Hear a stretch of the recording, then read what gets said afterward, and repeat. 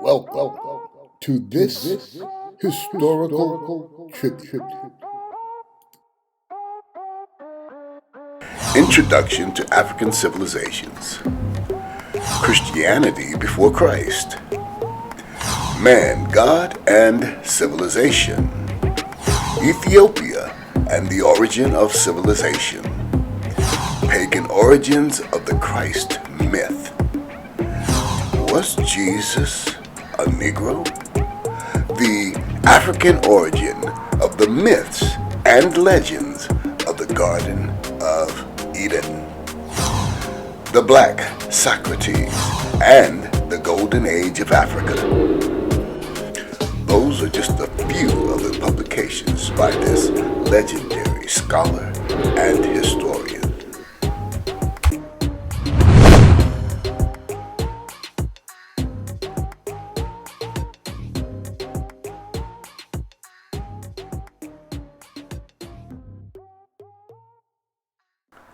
And now, the man himself, Dr. John G. Jackson.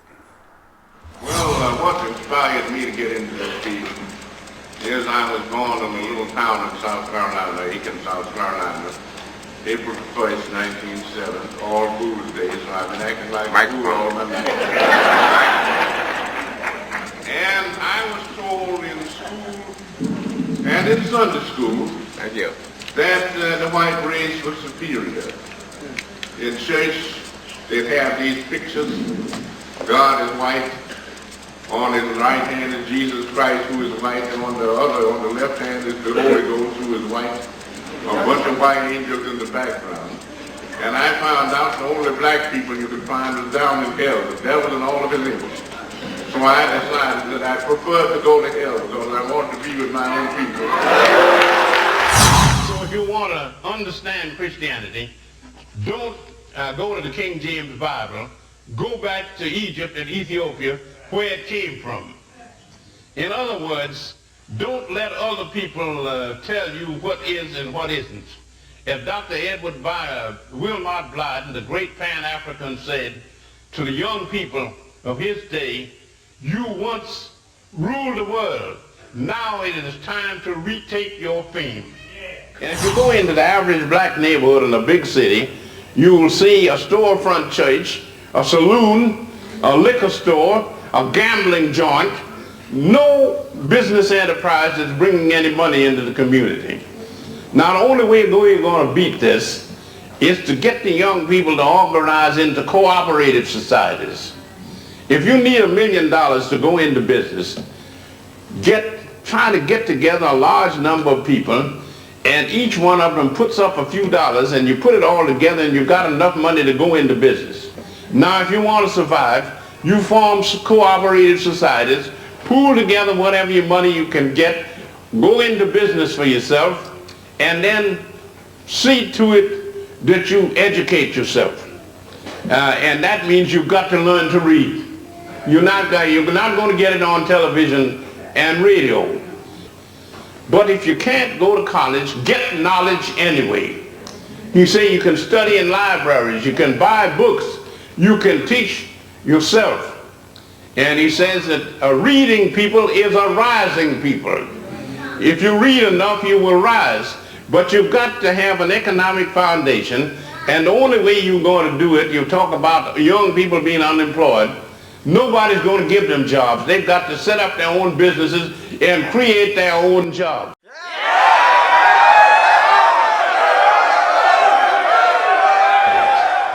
A lot of people have an idea that if a man is an atheist, that is, if he doesn't believe in a personal God, he's an irreligious person. That's not true. The Africans had an atheistic type of religion, and they were a deeply religious people because they believed in that man not only has a body, but he also has a mind, soul, or spirit. And they took the position, for instance, if you went to a temple in ancient Egypt and told the priest that you wanted Horus, the Egyptian Christ, to save your soul, he would tell you not to waste his time. That Horus, Osiris, Isis, and nobody else is going to save your soul except you. I'll now read a brief bio written by Runoko Rashidi. John Glover Jackson, one of our greatest cultural historians, was born on April 1st, 1907, in Aiken, South Carolina. Never short of cutting remarks, Jackson would sometimes say that I was born on April Fool's Day, and I've been a fool ever since. Obviously, this was not the case. At the age of 15, Jackson moved from South Carolina to Harlem, New York, where he entered Stuyvesant High School.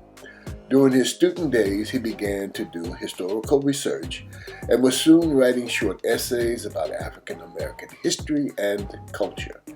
These essays were impressive enough that in 1925, while still a high school student, he was invited to write articles for Marcus Garvey's newspaper, The Negro World.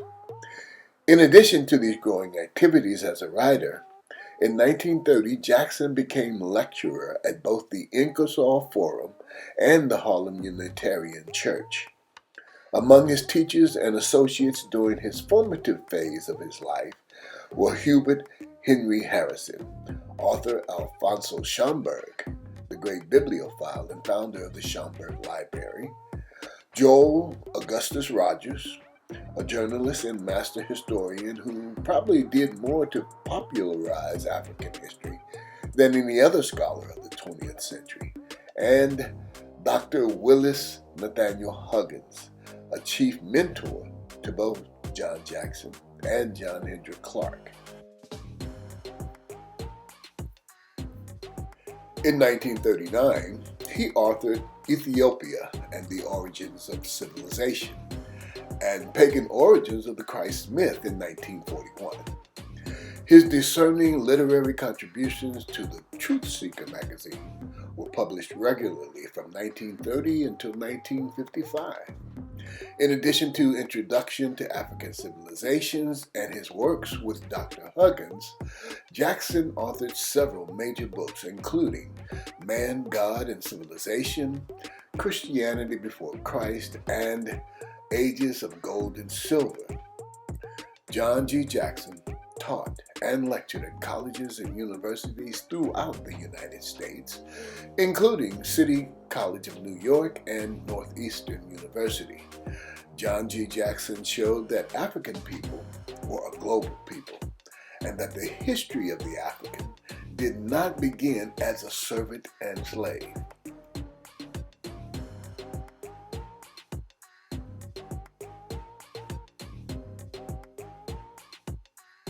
When one controls the education system, radio, television, the press, and practically all publishing houses, what chance does the opposition have? From the Golden Age of Africa, 1987. Runoko Rashidi said, as for himself, psychologically at least, Jackson's work helped to liberate him as a human being, and that Jackson remains one of his great heroes. John Glover Jackson died in Chicago, Illinois, in October 1993. The twilight years of his life were spent in a nursing home in Southside Chicago. He was 86 years old when he joined the Ancestors on October 14th in 1993.